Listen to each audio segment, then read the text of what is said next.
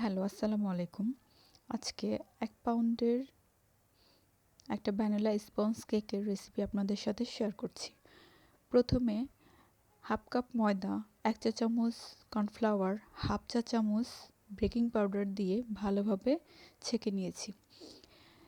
ছেঁকে নেওয়ার পরে ২ টা ডিম, 1/2 কাপ চিনি দিয়ে বিটারের সাহায্যে বিট করে নিব, যতক্ষণ না পর্যন্ত ফমি ভাবটা চলে আসছে। এরপর ২ চামচ সয়াবিন তেল, ১ চামচ ভ্যানিলা এসেন্স দিয়ে আবারও বিটারের সাহায্যে বিট করে নিব।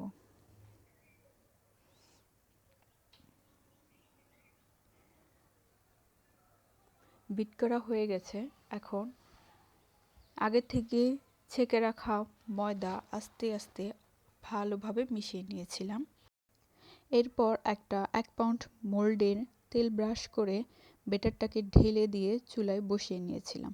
ব্যাস, কেকটা দেখতে পাচ্ছেন রেডি হয়ে গেছে। এখন চুলা থেকে নামিয়ে কিছুক্ষণ রেস্টে রেখে দেব।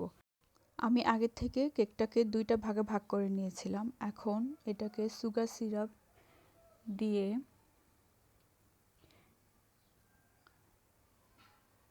তারপর ক্রিম দিয়ে দিচ্ছি।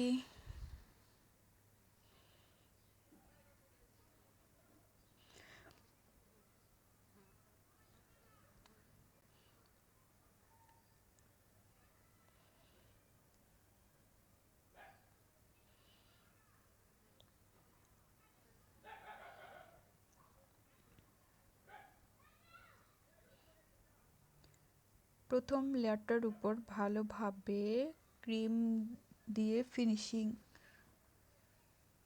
করে নিলাম।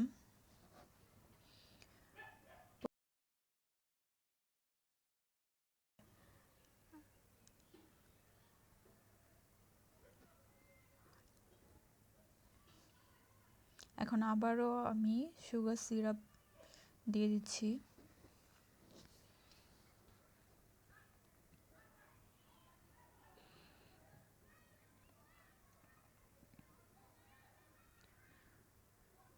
ক্রিম দিয়ে দিলাম। কেকটাকে ক্রাম কোডিংয়ের জন্য রেডি করা হচ্ছে। ক্রাম কোডিং শেষে সেটাকে ফ্রিজে রেখে দিতে হবে কিছুক্ষণের জন্য।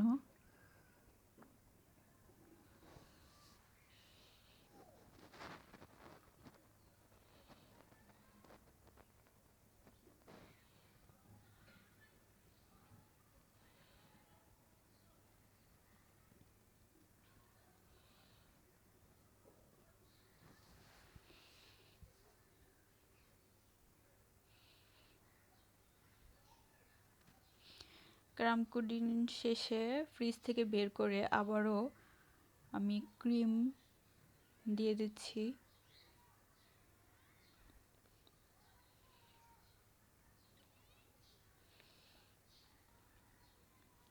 ক্রিম দিয়ে ভালোভাবে ফিনিশিং আনতে হবে।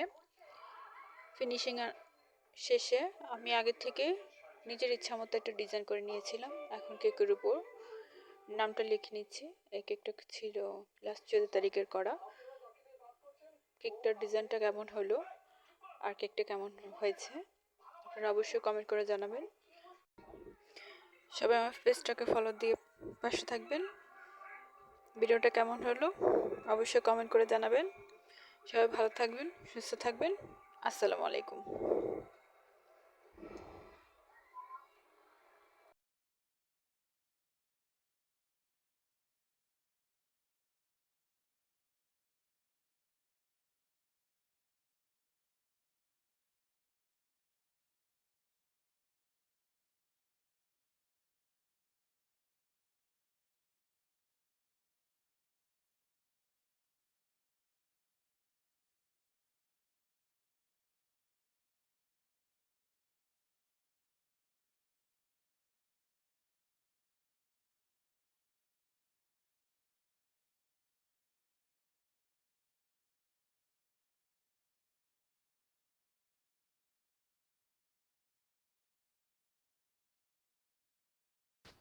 লাস্ট 14 তারিখে করা এই কেকটার ডিজাইনটা কেমন হয়েছে সবাই কমেন্ট করে জানাবেন।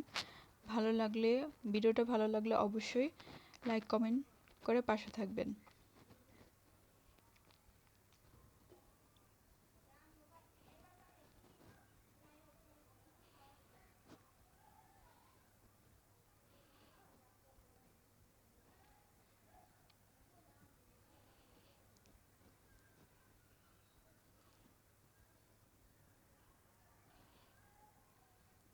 আজকের মতো ভিডিওটা এই পর্যন্তই।